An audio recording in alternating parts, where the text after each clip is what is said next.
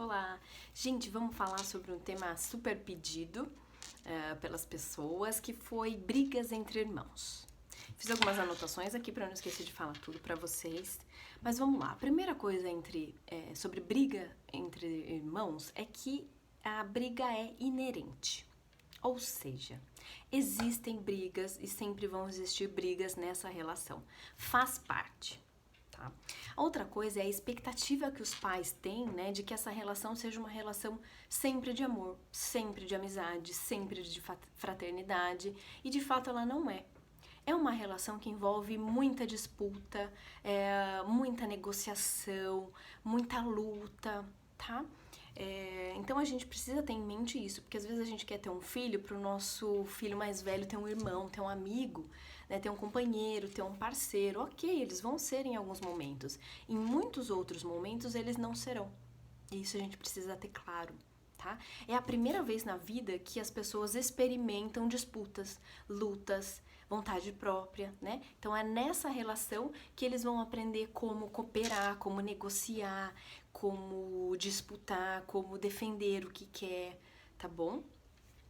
Que mais? O que acontece é que muitas vezes a gente entra nessa relação, né, como um juiz. Então, assim, eu entro e eu decido o que vai ser feito. Tá aqui esse brinquedo que ninguém mais vai brincar. E eu tomo a liberdade de decidir por eles alguma coisa que nem é minha. Né? Então, a gente precisa ficar muito atento. A gente não precisa ser o juiz dessa relação e nem o advogado. Já pensou se você, toda vez que você entra nessa relação, você defende um dos seus filhos? Como é que o outro vai se sentir? Não é legal também. Então, seja um mediador. Você vai mediar esse conflito e ajudar essas partes envolvidas a resolver essa questão. Né? No momento de vucu-vucu, estresse, gritaria, briga, cérebro totalmente irracional, a gente consegue buscar alguma solução racional? Não. Então, a primeira coisa é se acalmem.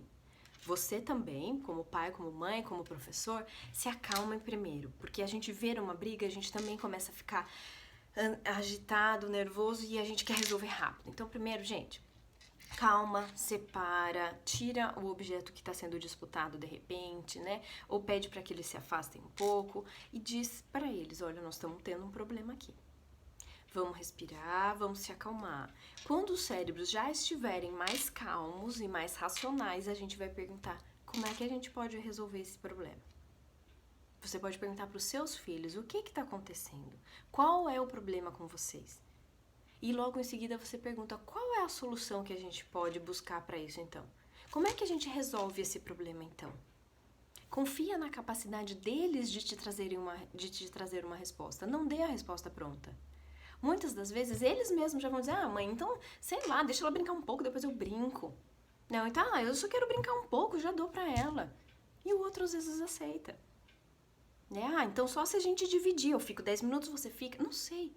Vamos deixar que eles resolvam, que eles proponham, tá bom? Quando a gente se coloca como juiz, a gente reforça esse posicionamento de vítima e de culpado. A gente reforça isso não é bacana. A gente tem que mediar sem querer dizer você começou, ou foi ele que começou, eu vi você, senão a gente vai parecer que a gente é um Big Brother, que a gente fica olhando e vigiando sempre pra ver quem tá certo e quem tá errado. Isso não é o nosso papel, tá?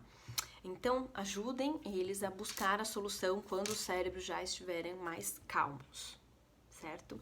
Então, quer dizer que eu não vou interferir nunca? Não. Nosso papel também é mantê-los em segurança. Então, sempre que alguém ameaçar, tacar o controle na cabeça do outro, ou enforcar, ou dar um soco, separa. Se der tempo, né? Claro. Separa, impede, porque a gente precisa primeiro mantê-los em segurança. Principalmente quando é uma relação de idades diferentes e forças diferentes também, tá? A gente precisa tomar cuidado com os rótulos que a gente coloca nessas horas também. Ai, você é egoísta, pelo amor de Deus. Toda vez eu tenho que vir aqui e falar pra você dividir com o seu irmão o brinquedo.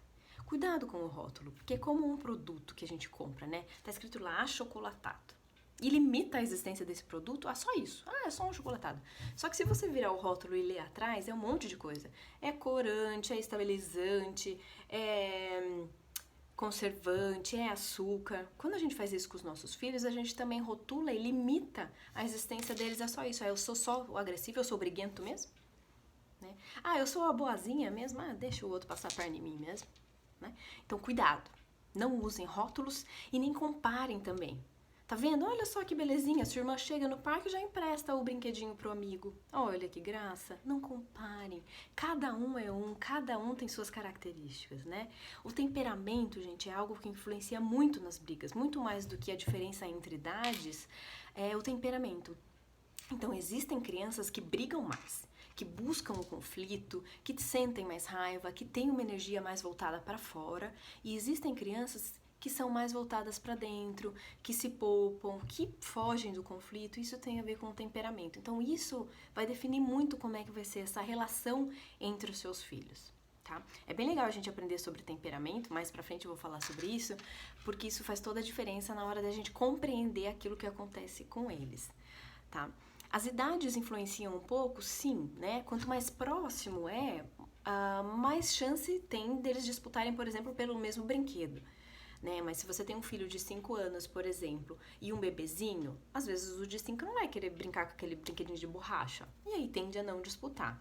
Né? A necessidade de colo, por exemplo, de uma criança de 5 anos é menor do que de um bebê. Então, talvez eles não disputem tanto por colo. Um exemplo. Mas eles vão disputar pelo seu amor, sim, pela sua atenção. Então, vão existir conflitos num momento ou outro, tá? O que mais? Outra coisa, acolher os sentimentos. É muito comum também as crianças dizerem: eu odeio ter irmão, por que você foi ter outro filho? Eu tenho raiva dele. E a gente fala assim: que é isso? Você não pode falar assim, ele é seu irmão. Por que o seu filho não pode ter raiva do fato de ter um irmão? Ele tem o direito de sentir isso, sim. Porque é uma relação que pode ser muito bacana, pode ser muito legal, de parceria, de companhia, mas nem sempre é. Vamos ser realistas. Nem sempre é, tá? Então, acolhe esse sentimento, ele tem todo o direito de não estar feliz naquela situação, naquele momento. Ok? Então, gente, vamos pensar a longo prazo, né? O que a gente quer para os nossos filhos? A gente não quer que sejam filhos capazes, filhos seguros, né? Filhos bem resolvidos. Então, a gente tem que aproveitar essa grande oportunidade que é a briga para ensinar muitas coisas.